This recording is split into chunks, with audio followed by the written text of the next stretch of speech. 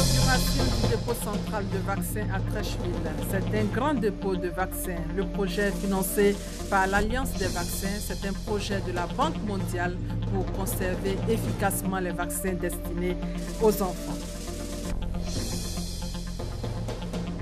Le ministère de l'Éducation nationale évalue le système éducatif en Côte d'Ivoire.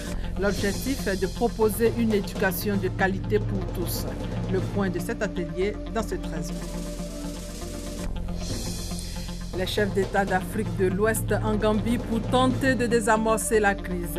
Ils vont exhorter Yaya Jammeh, le président sortant, à céder le pouvoir à Adama Barrow, président élu. Bonjour à tous. Vous le savez, la campagne pour les législatives est lancée en Côte d'Ivoire il y a 4 jours. Elle prendra fin vendredi prochain à minuit. En tout, 1337 candidats sont en lice pour 205 circonscriptions. Un grand dépôt de vaccins vient d'être inauguré à Treichville par le gouvernement ivoirien. Le projet est financé par l'Alliance des vaccins. C'est un projet de la Banque mondiale. Il vise à conserver efficacement et en grand nombre les vaccins destinés aux enfants. Thomas Gessambi. Des camions frigorifiques pour le transport des vaccins stationnés aux abords de cette rue annonçaient déjà les couleurs. Un dépôt central de vaccins et de consommables du programme élargi de vaccination. Un ouvrage pour le stockage de vaccins pour protéger plus d'enfants sur le sol ivoirien. Fruit du partenariat entre le gouvernement ivoirien et Gavi, l'Alliance du vaccin, la remise officielle de ce centre a été l'occasion pour la ministre de la Santé et de l'Hygiène publique de se réjouir des bons qualitatifs qui procèdent d'une politique volontariste. La Côte d'Ivoire a fait le choix de la prévention et de la protection des femmes et des enfants par la vaccination. Le résultat que nous allons avoir à partir plus particulièrement de cette inauguration, ces résultats vont avoir une incidence très importante sur la réduction des différentes maladies de l'enfance. Ngozi Okonjo-Iweala, président du conseil d'administration de Gavi, salue la volonté du gouvernement ivoirien qui fait de la vaccination un des axes majeurs de sa politique sanitaire. J'encourage donc vivement le gouvernement de Côte d'Ivoire à poursuivre ses efforts vers un accroissement important de budget.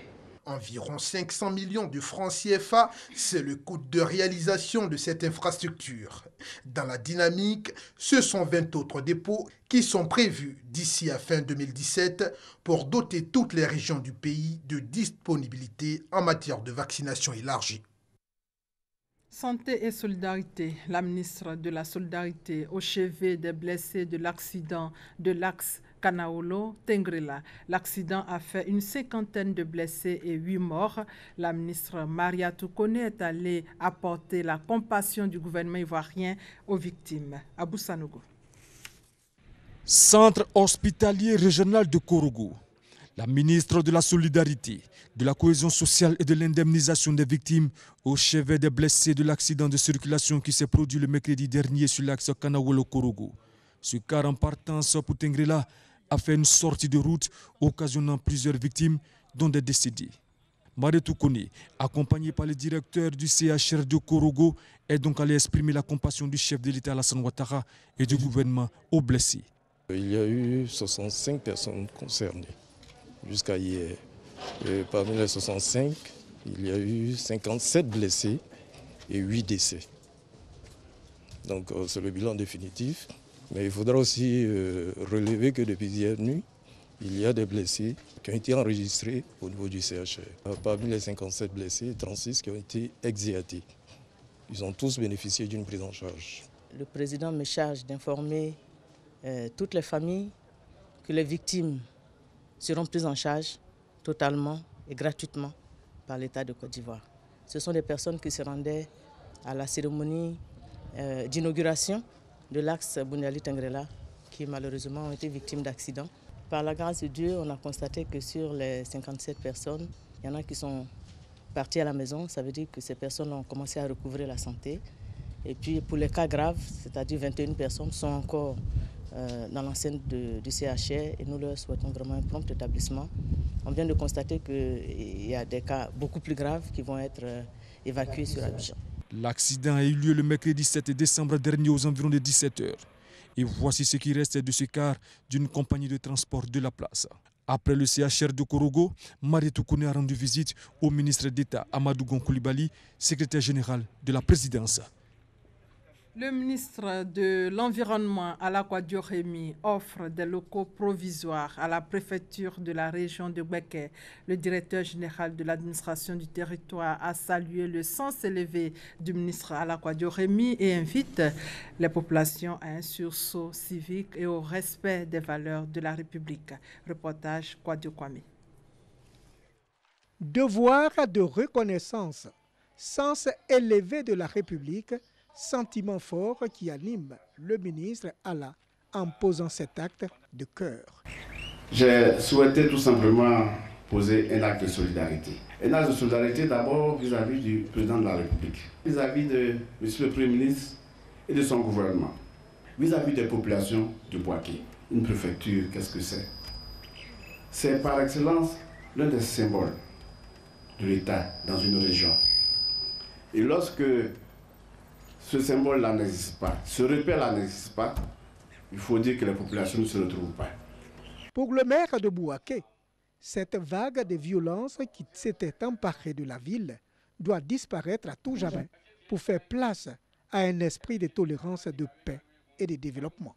Un geste symbolique salué par le directeur général de l'administration du territoire, avant d'indiquer que la démarche du ministre Allah Remi a une valeur de référence en termes de contribution au développement.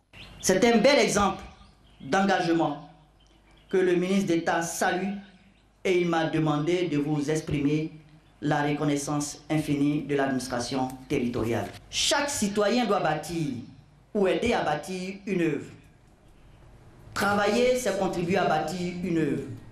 Et personne ne doit s'en prendre à ce qui a été bâti. Nous en appelons au sens de responsabilité de nos populations, au respect des valeurs de la République. Amani Ipou a aussi invité le préfet à reconstituer le fonds documentaire, à établir le lien avec les services et assister les élus locaux dans leurs prérogatives de développement. Ici à Abidjan, le ministère de la Justice veut donner un nouvel élan à son secteur, chose qui va rapprocher davantage la population de la justice. Un plan d'action de la politique sectorielle est en cours d'élaboration, nous dit Mamadou Kwasi. Une justice impartiale et accessible à tous. C'est le vœu du président de la République, Alassane Ouattara, et de son gouvernement. Un plan d'action de la politique sectorielle pour la période 2016-2020 en cours de réalisation. Il s'agit pour les acteurs judiciaires et la société civile en charge des questions de justice de trouver un nouveau dynamisme pour la justice ivoirienne. Rendre notre justice plus accessible aux justiciables. Et d'ailleurs, l'article 6 de notre Constitution le prescrit aujourd'hui. Donc il faut faire en sorte que la justice ne fasse plus peur et que nos concitoyens surtout s'adressent à la justice quand ils ont une préoccupation et que ces préoccupations-là soient prises en compte par la justice. On doit faire en sorte de mettre à disposition de la justice tous les moyens, du moins de nos concitoyens, tous les moyens qui puissent leur permettre d'accéder le plus facilement du monde à la justice. Pour la réalisation de ce projet, la Côte d'Ivoire bénéficie de l'assistance technique et financière de la structure américaine USD à travers son programme Pro-Justice. L'organisme américain contribue également au renforcement de l'accès des citoyens ivoiriens à l'assistance judiciaire ainsi que le soutien de la politique de renouvellement et de modernisation du secteur judiciaire. La raison d'être de Pro-Justice, qui encore une fois est financée par l'USAID, c'est de soutenir le ministère de la Justice dans toutes les activités de modernisation et de réforme du système judiciaire. Accroître l'accès à la justice pour tous les citoyens ivoiriens, en particulier les citoyens les plus défavorisés. Nous accordons une attention particulière aux personnes en situation de handicap. Cette nouvelle feuille de route de la justice ivoirienne permettra de renforcer les acquis de la bonne gouvernance en matière de justice. Elle va également orienter la réforme et la modernisation du système judiciaire ivoirien jusqu'en 2020. La clinique juridique de Boaké instruit les défenseurs des droits de l'homme de Béké et du Hambol sur le cadre juridique de la loi et les implications qui en découlent. Reportage Hassan Khan, commentaire Amadou Ouattara Walter. Dans l'exercice de leurs activités, les défenseurs des droits de l'homme sont parfois victimes d'exécutions, d'actes de torture, de détention arbitraire et de menaces de mort, entre autres. En Côte d'Ivoire, ils sont désormais protégés par la loi. Ainsi, la loi numéro 2014-388 du 20 juillet 2014 leur garantit une protection. À Boaké, 30 personnes et groupements de défense des droits de l'homme des régions de Béké et du Hambol ont été instruits. Il s'agit pour la clinique juridique de Boaké, initiatrice de la rencontre, d'amener les défenseurs des droits de l'homme à mieux connaître le cadre juridique de protection et les implications qui en découlent. Les défenseurs des droits de l'homme ont bravé les balles pour aller au contact de leurs semblables. Il fallait que ces personnes soient informées qu'il existe des mécanismes non seulement internationaux, mais également nationaux pour défendre leurs droits. Les États-Unis d'Amérique apportent leur soutien au projet à travers l'USAID. Notre projet avec Avocats sans frontières France et Association des femmes juristes travaillera directement avec les organisations ivoiriennes pour améliorer leur compréhension des droits humains universels. Les personnalités présentes ont encouragé les initiateurs afin que cette loi qui protège les défenseurs des droits de l'homme soit connue des populations.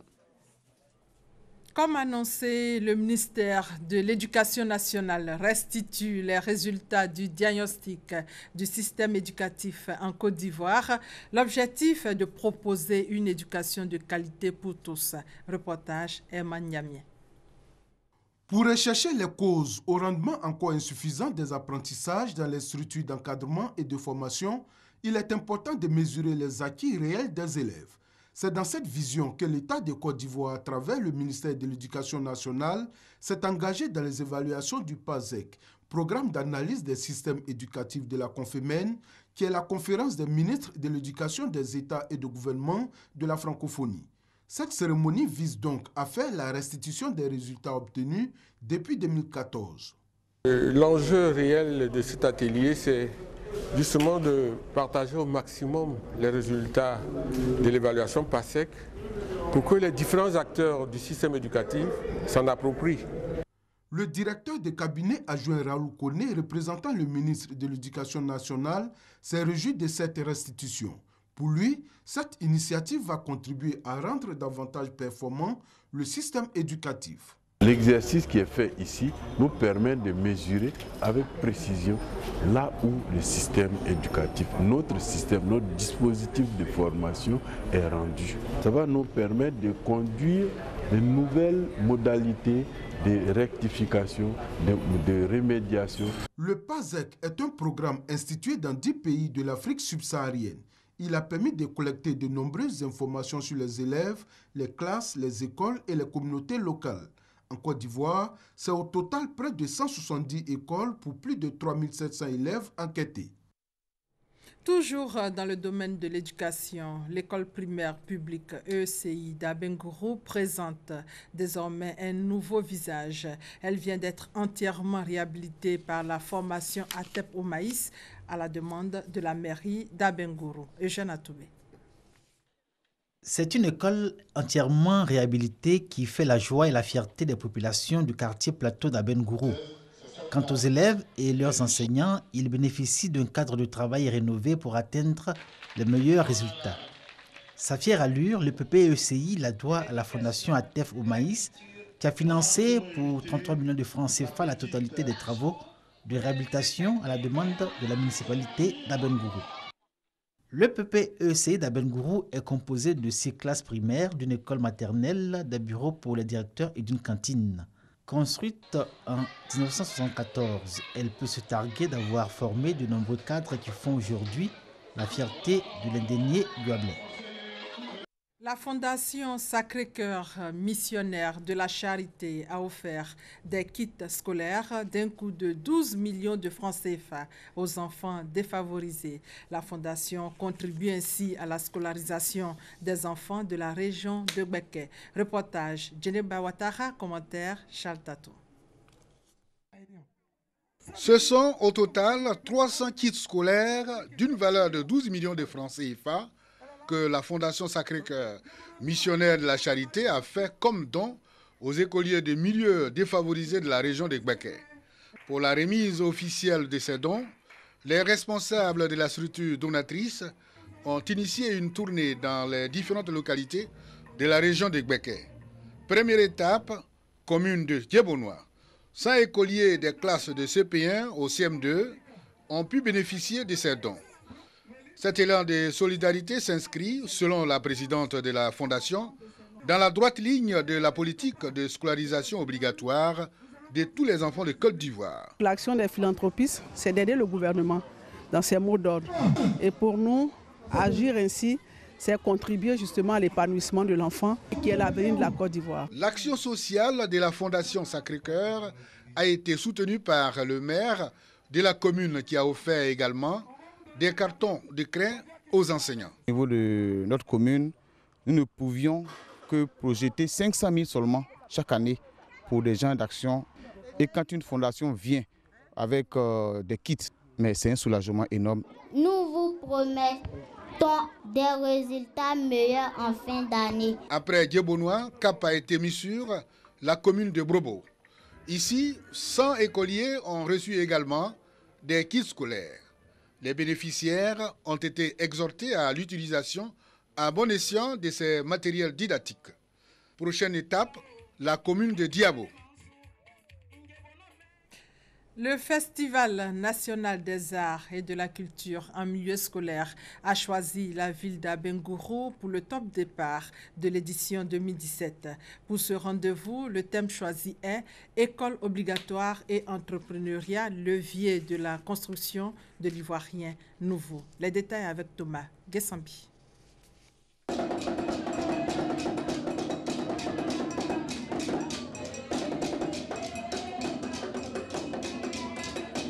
Sons et danses traditionnelles en tenue scolaire, sous le regard du drapeau national. Nous sommes ici à Abengourou, capitale de l'Indénié. C'est cette ville que le ministère de l'Éducation nationale a choisie pour le lancement officiel de la 6e édition du Festival national des arts et de la culture en milieu scolaire. Sous la thématique « École obligatoire et entrepreneuriat, levier de la construction de l'Ivoirien nouveau », le ministère de l'Éducation nationale veut créer une révolution sociale qui s'intègre dans la vision du président de la République, faire de la Côte d'Ivoire un pays émergent avec un Ivoirien nouveau. Efimbra Kouakou Georges Nicolas, premier responsable de la vie scolaire au ministère de l'Éducation nationale, maître d'œuvre du festival, à l'occasion explique le thème. Pour lui, l'école obligatoire est tout simplement une avancée notable dans la promotion humaine. L'entrepreneuriat en milieu scolaire, l'autre défi, est une suite logique de l'école obligatoire qui invite l'Ivoirien à l'auto-emploi. Lancé en ce mois de décembre, les phases finales du festival se tiendront en avril 2017 et les lauréats auront le privilège de participer au 8e jeu de la francophonie en juillet 2017 à Abidjan. Maison de l'enfance et de la jeunesse, c'est le nom du centre aéré qui vient d'ouvrir ses portes à Aboudé Kwassikro dans le département d'Agboville. C'est une initiative de l'ONG Ma Mère qui permet ainsi à des enfants d'avoir un cadre agréable pour les jeux et l'apprentissage de la langue française. Joseph Abo, AIP Agboville et Thérèse Tapeyoboué. Les tout-petits du village d'Aboudé Kwassikro, localité située sur l'axe Agboville-Autoroute du Nord, ont désormais leur centre aéré. Il a été inauguré par le secrétaire général 2 de la préfecture d'Agboville. Ce centre aéré, dénommé Maison de l'enfance et de la jeunesse, est une initiative de l'ONG Ma Mère. L'enfant est l'avenir d'une nation et l'amour d'un enfant n'a pas de prix, n'a pas de limite. Ce n'est pas l'affaire d'un État, mais de tout un chacun, de tout un individu. Nous avons une idée et nous apportons les idées. Au travers de ces idées-là, chacun aussi vient s'associer pour l'épanouissement d'un enfant et l'avenir d'un tout un peuple. Les autorités présentes à cette cérémonie d'inauguration ont félicité la présidente fondatrice de l'ONG Ma Mère pour sa noble vision et ont appelé les bonnes volontés à soutenir la maison de l'enfance et de la jeunesse d'Aboudé Kwassikro.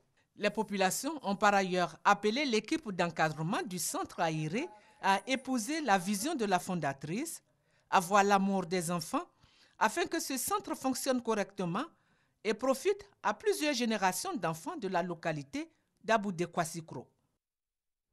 L'association fraternelle des anciens combattants de Côte d'Ivoire a 70 ans. Les anciens combattants venus notamment de Bouna, Bondoukou, Guiglo, Korogo, Diokwe et Gagnoua ont évoqué au cours de la cérémonie leurs conditions de vie et leurs difficultés dans ce dossier d'Ami Sissoko.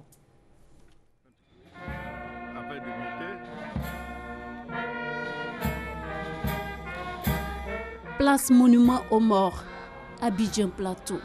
Prise d'armes, dépôt de gerbes de fleurs pour rendre hommage aux morts des grandes guerres. Nous sommes à la commémoration des 70 ans de l'Association fraternelle des anciens combattants de Côte d'Ivoire, la FACSI, créée le 1er octobre 1946.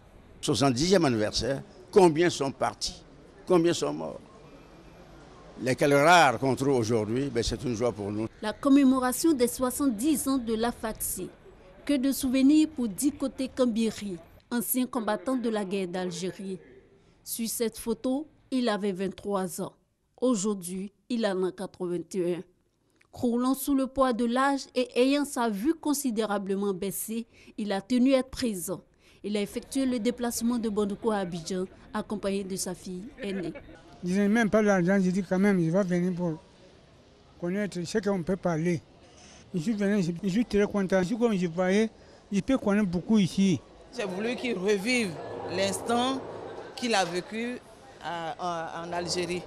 Et ça me plaît. Chaque fois, quand il est là, qu'on lui pose des questions, il est toujours content de remémorer, de parler de ça à qui veut l'entendre. Comme Dikoté Kambiri, ils sont nombreux ces anciens combattants venus des 4 coins du pays pour prendre part à ce rendez-vous, arborant fièrement leur médaille, un moment de partage, mais surtout un retour dans le passé.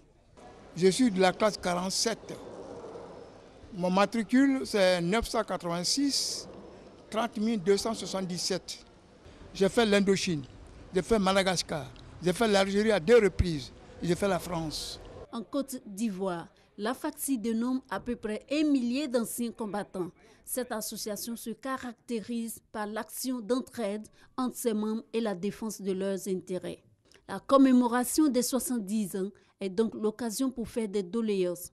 C'est le représentant de Henri Konabédié, parrain de la cérémonie, qui les transmettra. Je suis l'un des vôtres parce que j'étais en Algérie en 1959-60. Donc j'ai combattu comme vous. Et vous devez être fiers d'être des anciens combattants. L'évolution qu'ont connue les différentes colonies peut être imputée à votre action.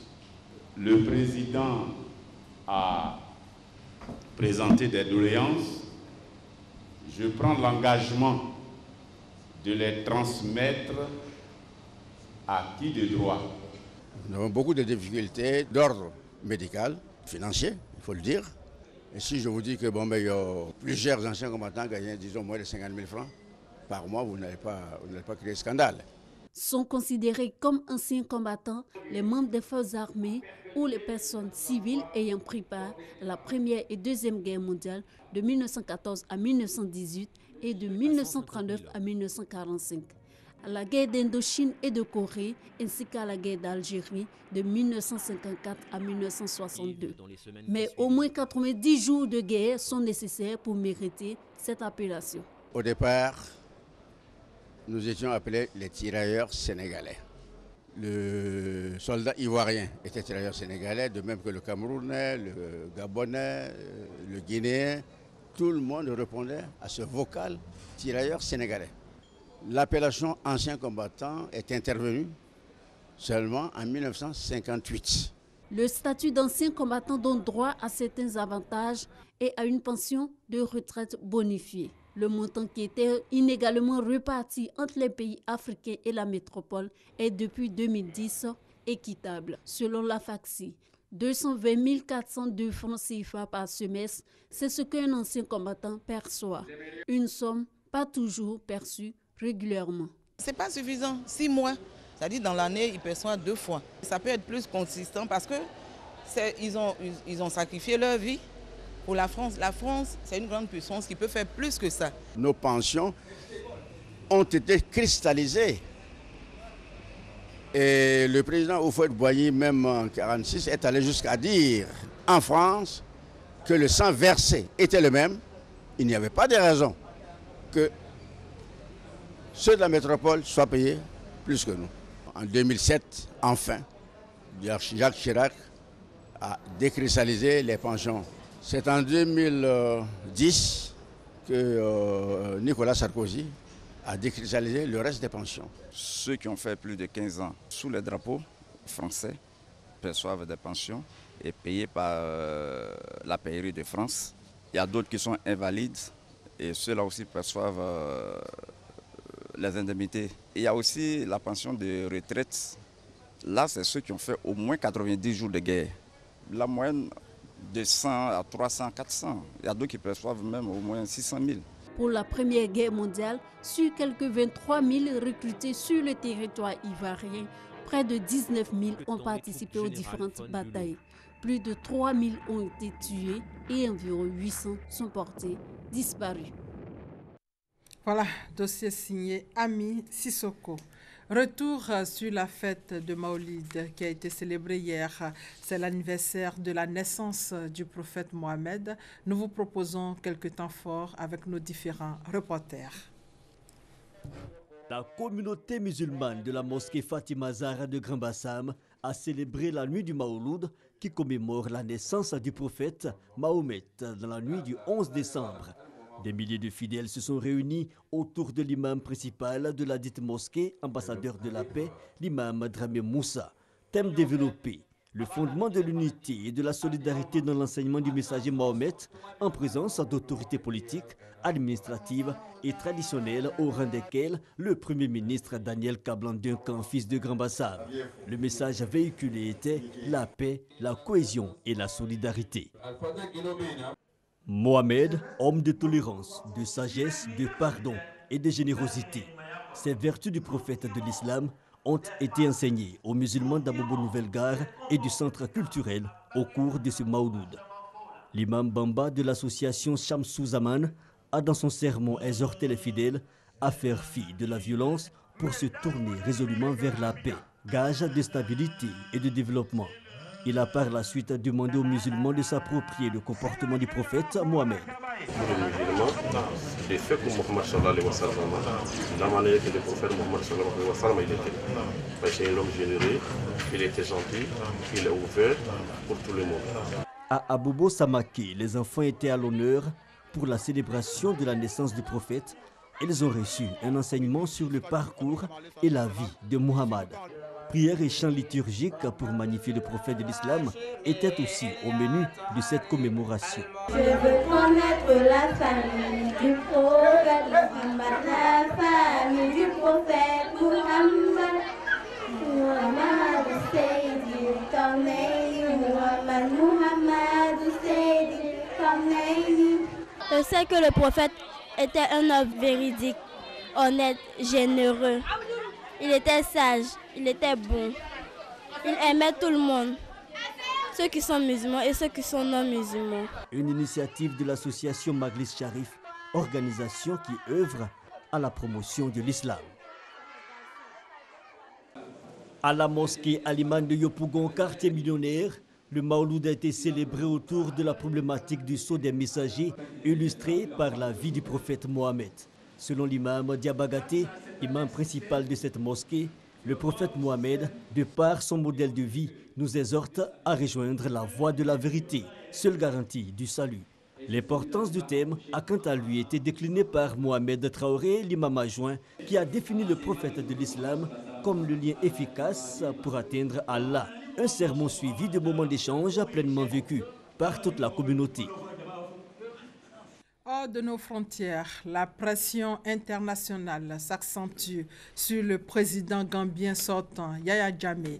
Les chefs d'État d'Afrique de l'Ouest se rendent en Gambie ce mardi pour tenter de convaincre le président sortant de céder le pouvoir au président élu Adama Barrow. Il faut rappeler qu'une semaine après avoir reconnu contre toute attente sa défaite électorale, le président gambien sortant, Yaya Jammeh, a de nouveau créé la surprise en rejetant les résultats du scrutin. Les chefs d'État d'Afrique de l'Ouest sont donc sur place pour tenter de désamorcer cette crise. Voilà, et c'est la fin de ce 13h. Merci de votre fidélité.